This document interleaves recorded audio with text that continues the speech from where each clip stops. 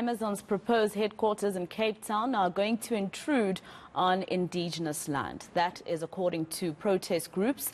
The Leesbeek Action Campaign, which represents the San and Khoi, Goringa and other Indigenous people, is against plans for the proposed development.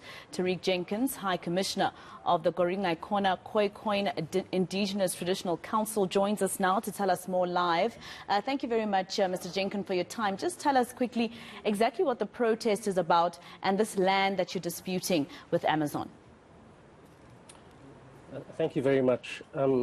Today, on Black Friday, on the banks of the Leesbeek in Cape Town, in solidarity with Make Amazon Pay, more than 70 trade unions, civil society organizations, environmentalists and tax watchdogs across 26 countries will take action on this infamous Black Friday sale to demand the shopping giant provide better treatment to its employees and address the concerns of communities impacted by this corporate behemoth.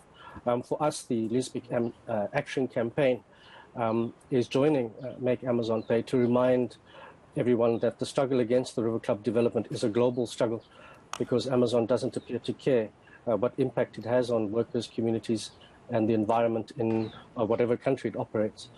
For us, we are contesting this particular development in terms of both environment and in terms of heritage resources.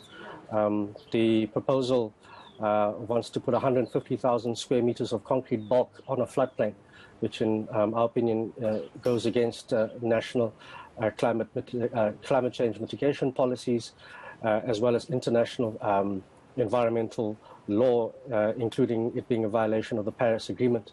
In terms of the heritage aspects, this is an epicenter historically of colonial resistance and liberation.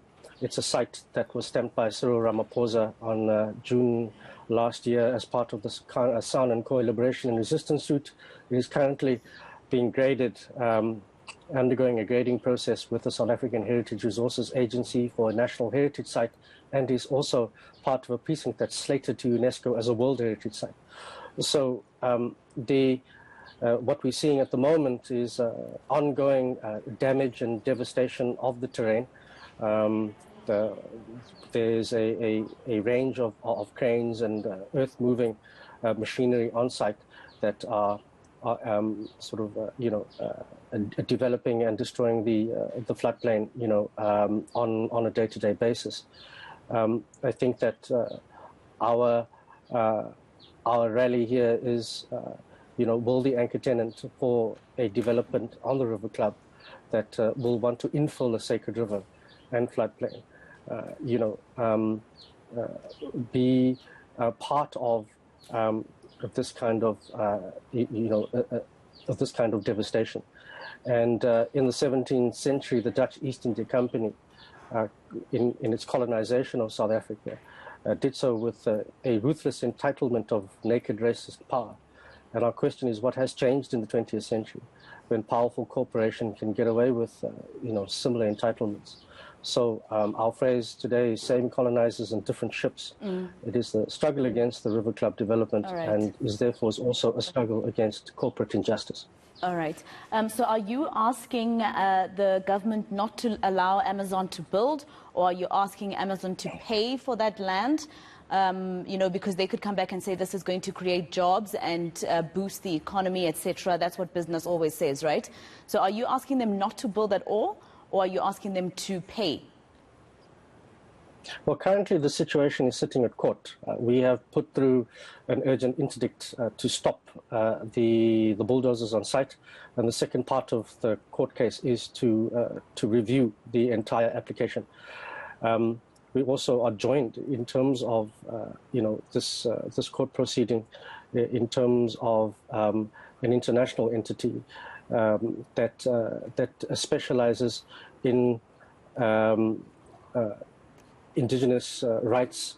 It specializes in the articulation of international law in as far as the rights of Indigenous people in terms of culture and intangible heritage resources that are under threat.